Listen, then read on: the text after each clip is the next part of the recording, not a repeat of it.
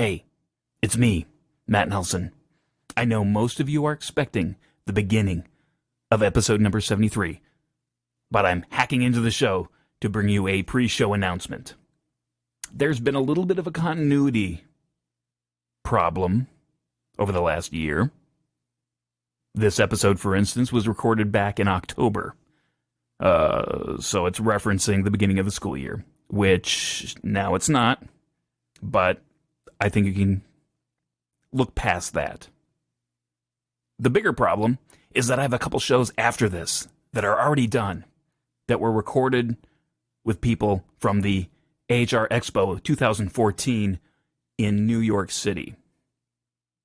And my problem is, I'm right now on my way to the 2015 AHR Expo in Chicago, where I'm going to interview another 4 or so more vendors. So I just wanted to let you know that there are going to be 3 more episodes after this. Great episodes.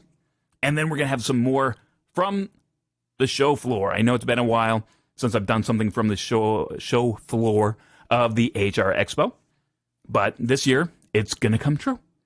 All right. I just wanted to give you that reality check. So now get in your Wayback Machine for the beginning of the school year, and let's start with episode number 73. Let's cut to the show. HVAC 360, episode number 73. HVAC and the BSME.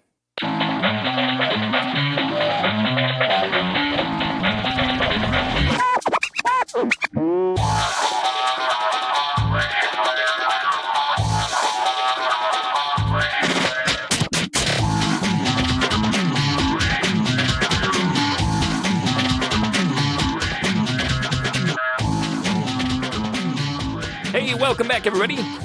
This is your long-lost host, Matt Nelson, back behind the mic for another turn of things. Hey, I have been gone for a little bit. Some of you have noticed, some of you haven't. If you have noticed and stuck around, well, I greatly appreciate that. I've been busy. As you can imagine, most of us are.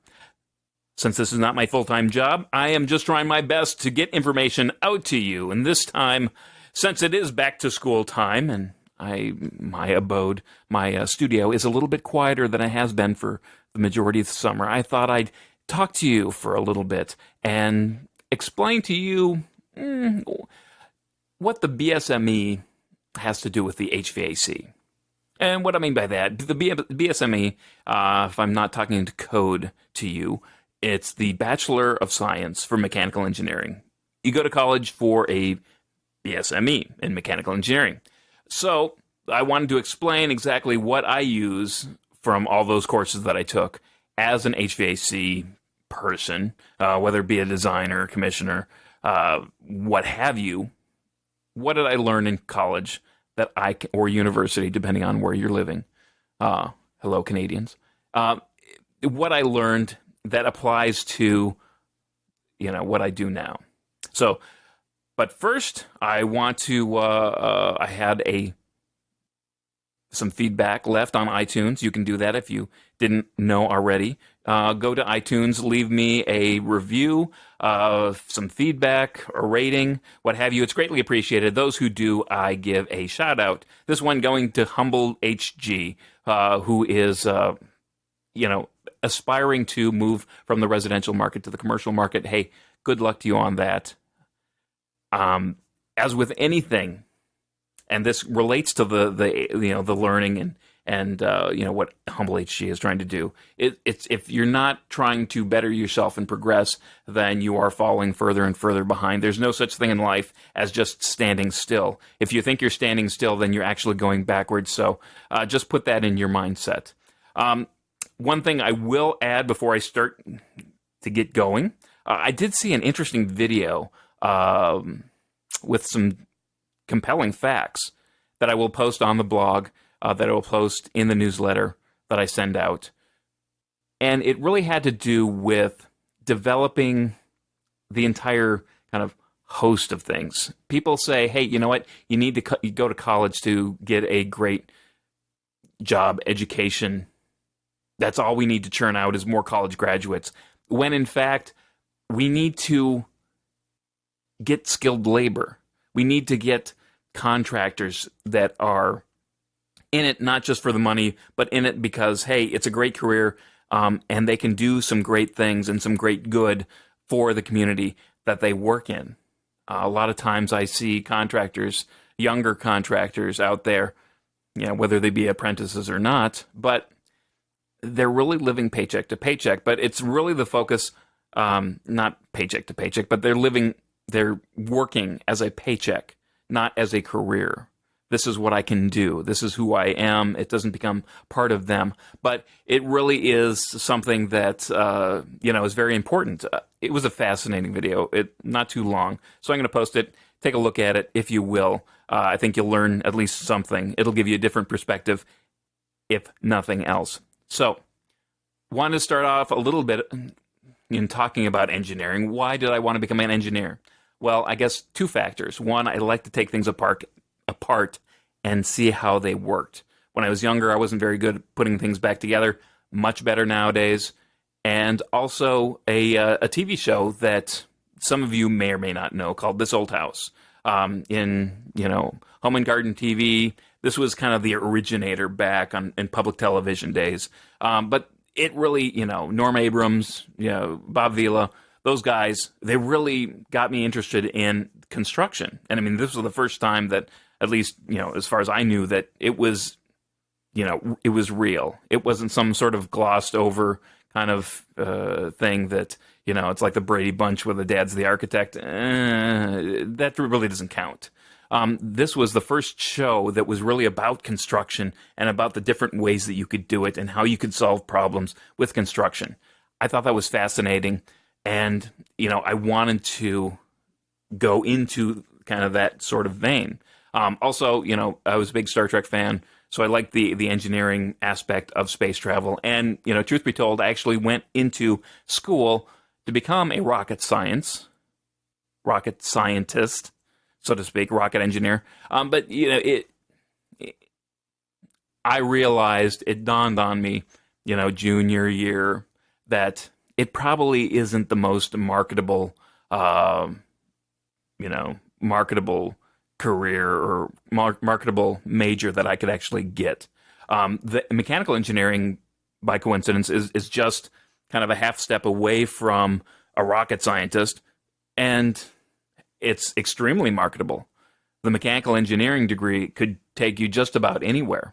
And, again, depending on what university you go to, you may be steered towards manufacturing.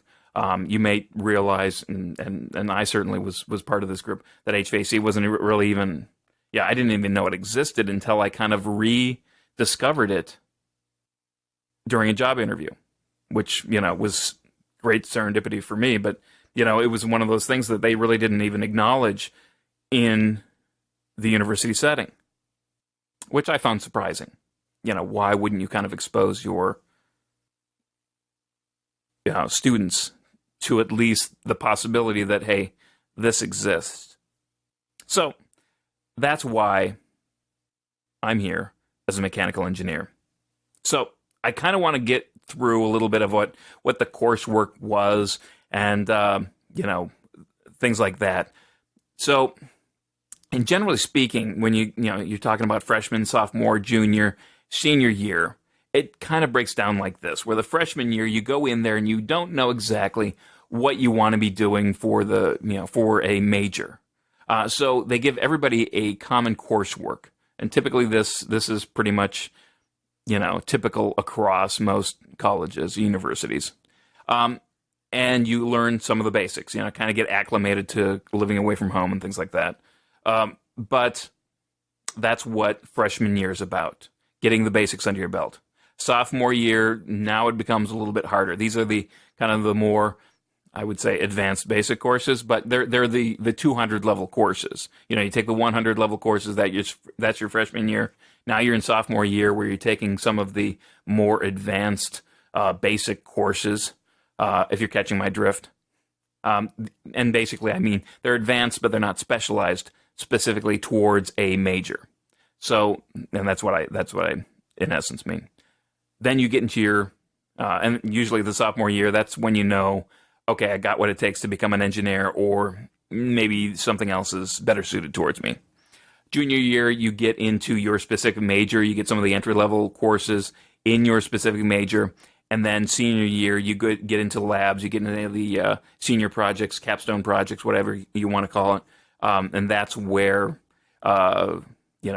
takes you to graduation. So specifically, I talk about, different types of, kind of go through some of the courses in general. I did some review of, and they're generally the same. I guess the one thing going from university to university, you will notice is that in the larger universities, you're going to have a wider choice of courses. Smaller universities are only going to have, a few electives. Not that it's bad. It's just something that you may realize. Specifically, if you're looking for HVAC courses, you may not find them in the standard university offering. You may have to go to a larger school or a school that specializes in kind of an architectural engineering sort of program. So here's some of the coursework as I broke them down. I broke them down by subject, not by year, and I'll kind of just tell you a little bit of what applies to the HVAC industry in general. I guess the first one right off the bat is English. You're going to take some English courses about technical writing, presentations, things like that, communication skills. These are vital. Vital courses. It's not a big component. And the one thing you will notice as I kind of trickle down through some of these different other subjects is that a lot of these are not exclusive to the university. I mean, you could take a number of technical writing courses online or at a community college or wherever and get just as much out of it. So it's not specific to the university. Again, this is not rocket science. This is just something that kind of, helps you give some understanding of what, if you're going into engineering and you don't know, hey, here's what it is. If you're somebody who didn't go to college and wants to know exactly what these courses mean, there you go. You got to be able to write technically. You got to be able to understand, hey, you're not going to use acronyms, the CFM, the GPM, all those acronyms when you're talking to somebody who's non-technical, who's somebody who's in administration, who's on the owner's level. They're not going to understand that. So you want to be able to necessarily structure yours in an order that makes sense, that doesn't use acronyms, that that they can understand. If you're talking technical, something that's very to the point. You don't want to kind of be too wordy or things like that. But it's just this communication skills is a vital component to what we do as designers. That's essentially, that's it. It goes from our mind to the paper and into the contractor's mind. They have to be able to interpret that, or we need to communicate to the contractor directly through RFIs or things like that, requests for information. So that was the English component. Now is math. Obviously, as engineers, you do a lot of math. I remember it being said that mechanical engineers take more math than anybody else, except for math majors. Whether that's true or not, I'm not going to debate that, but all I know is I took a lot of courses in mathematics. Did I need everything I took? Probably not. We're talking differential calculus, integral calculus, multi-vector analysis. Again, things that you can learn. You don't have to go to university for it, but things that you can learn on your own. Again, it's good to understand the problem-solving methodology and the process that goes along with it. But mathematics, again, not rocket science here. We know it. If you are going to go into more of manufacturing, you may need to know about integral and differential calculus.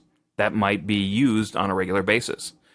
One thing, I guess the one component or the one area that we touch, or at least that I touch most, that has something to do with this is the PID loops. As far as control loops goes, they use the proportional integral differential analysis as far as how quickly to react to a signal. So those components are all used, but there again, it's kind of numbers. You play with it, you kind of see the feedback to it, and you can kind of tune those in to what you're doing. But again, you understand the concept behind it. That'll get you a long way. You don't necessarily have to, or solve fundamental problems. You don't need to get into a hardcore. Computers, obviously computers, you take computer courses. Computers are all around us. I guess the two components are that you really deal with, and again, you'll see some of the more manufacturing bent to this, is that you need a programming language. Typically, you're going to take a programming language, and that's good for, if you're going to program CNC machines or, computer numeric controlled machines that machine parts in manufacturing. That's when you use kind of a programming language to be able to do that, to understand the fundamentals. Also, when you're dealing with controls for building automation, the programming language, understanding logic, step by step. Here's how it works. Here's how it can break. Here's how I can fix it. Things like that. That's very valuable.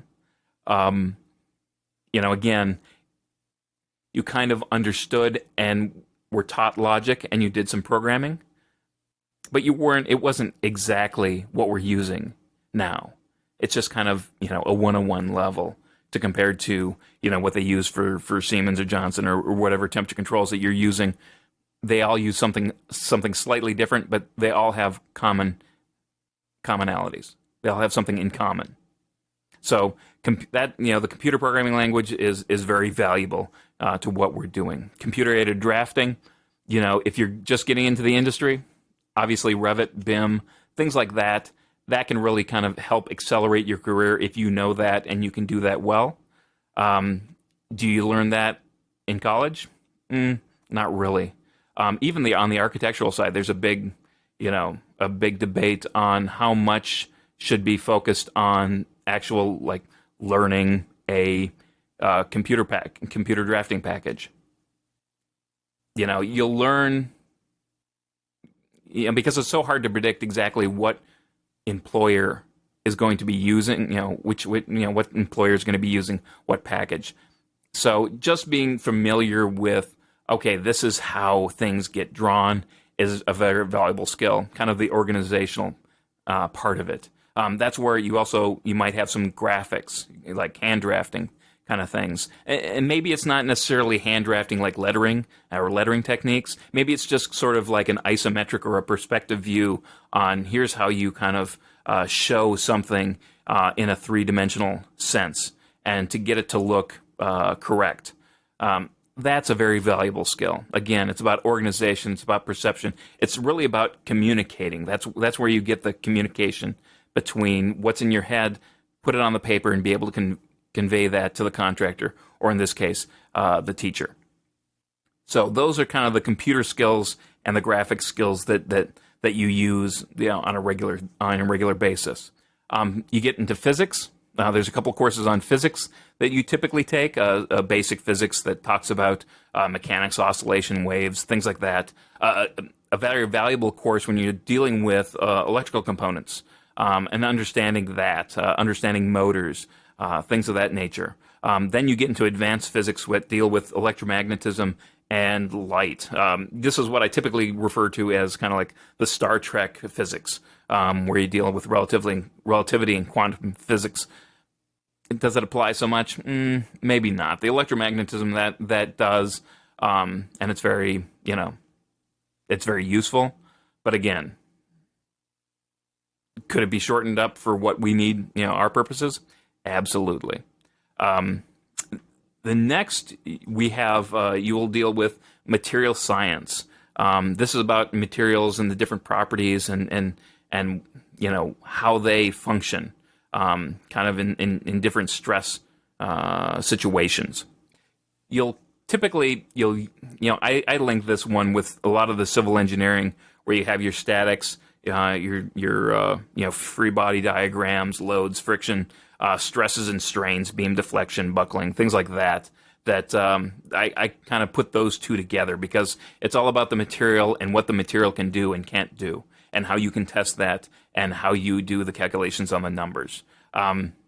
Again, do we do it all the time? Not really. Hardly ever. If I'm building a bridge in my backyard over a creek, all right, fine. I might use some fundamental, statics in that.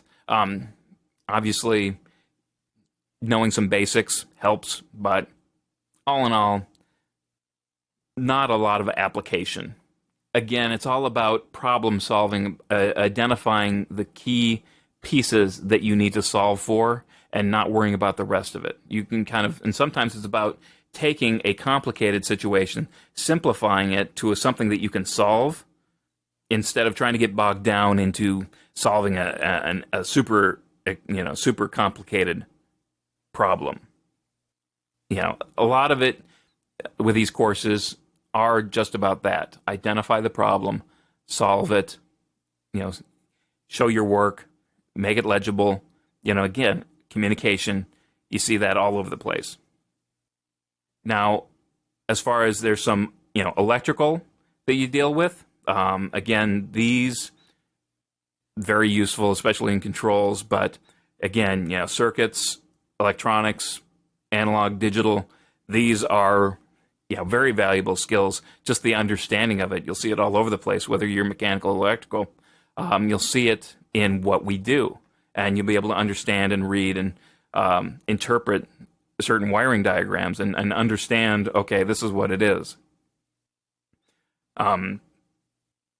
There's also a circuits lab, which is very helpful. A lot of times, and the same goes through with chemistry. The same, you'll typically have a learning course, but then you'll have it backed up by a lab course, which is with anything in life. I mean, think about anything. You need to know how to do it, and you need to know how to practice that to reinforce it. Those are two vital components to kind of really knowing what you're doing. That's why it's so valuable to get out in the field as a designer. You'd be able to put it on a drawing, but until you actually see it installed, there's some certain things that don't really click. But once you get that application, or even trying to bang some sheet metal together, getting that knowledge, getting that hands-on experience, it's invaluable. You really get some great perspective. I mentioned chemistry. Again, not extremely applicable, but when you think about things like reactions and combustion and thermodynamic chemical reactions, those are some of the things that you need to be aware of. Do you need to know all the nuts and bolts? No. But do you need to know enough? Yes. It helps you out. The combustion process, being able to understand that, hey, you know what? You take a fuel, you add air, you burn it, you get energy, you get, a product's of combustion, and you get water out the other end. Understanding that basic concept, and that everything has a certain proportion, is very valuable. And that if you get the proportions wrong, that affects what comes out on the other side of the equation. You put too much, air, you get this happening. Too little air, and you get something else. So understanding that there is something, to learn there is very valuable. Again, refrigerants, it's important in refrigerants, it's important in combustion, things like that. Again, most of the stuff that you learn in chemistry at the university it's not apples to apples. You kind of have to absorb it, understand it, and then apply it to what you're really doing in the HVAC field.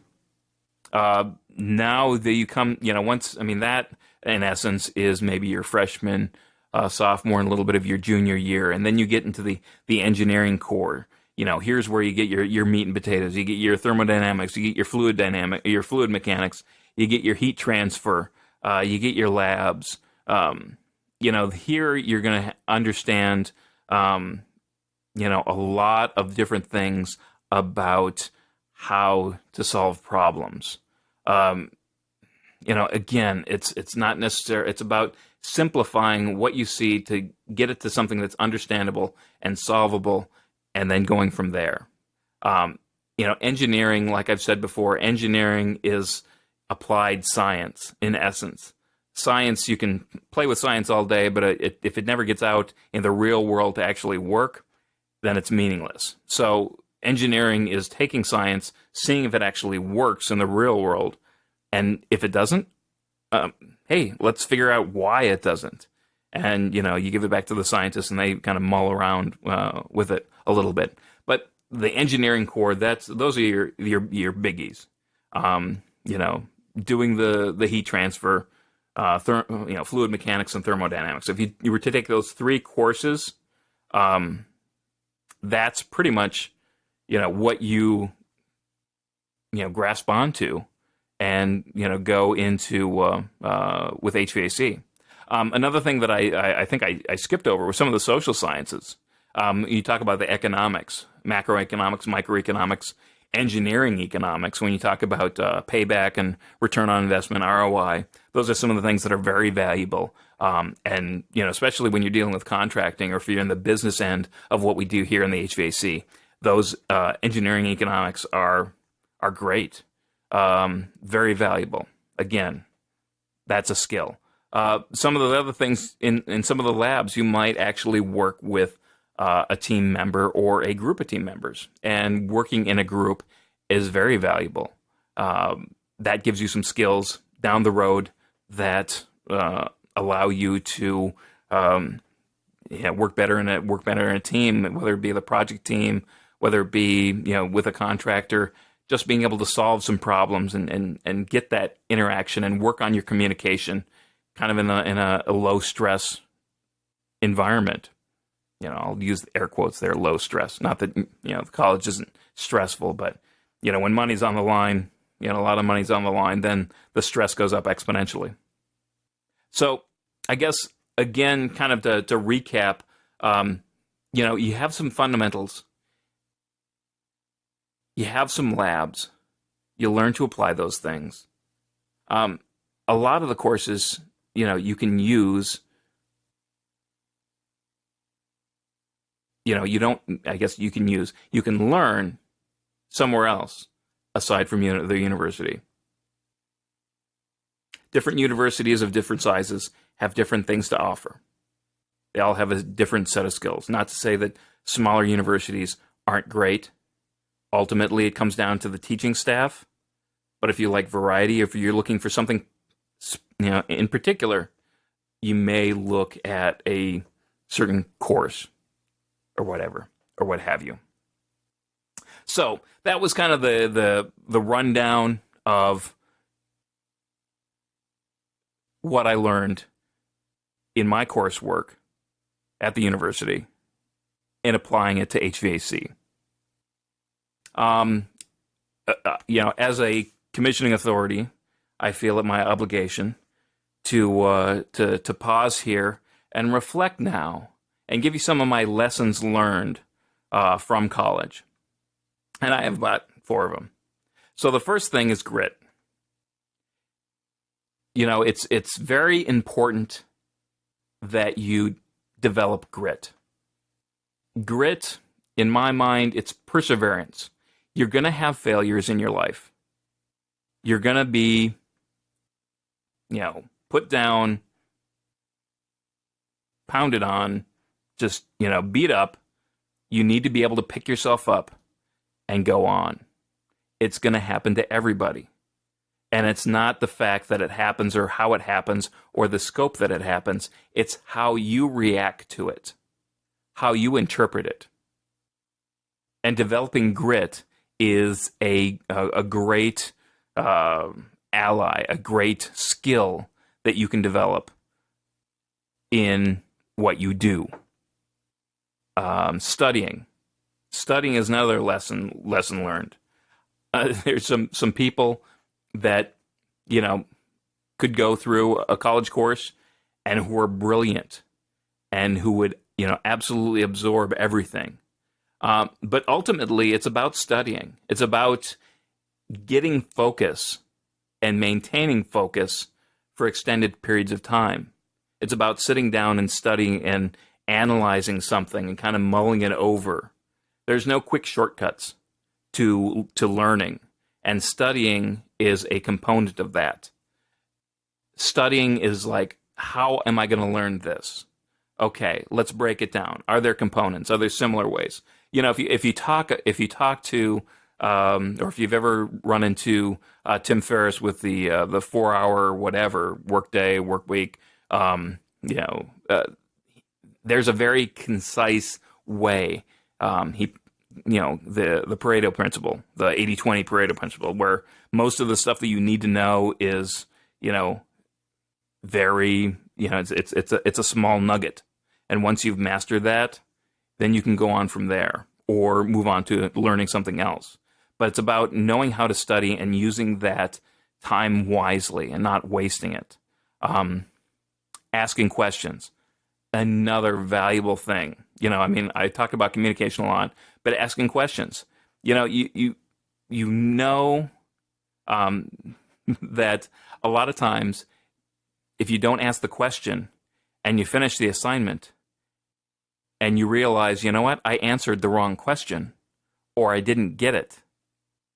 Understand, ask questions, figure out exactly where you're going so that when you finish, you know that you're at the end.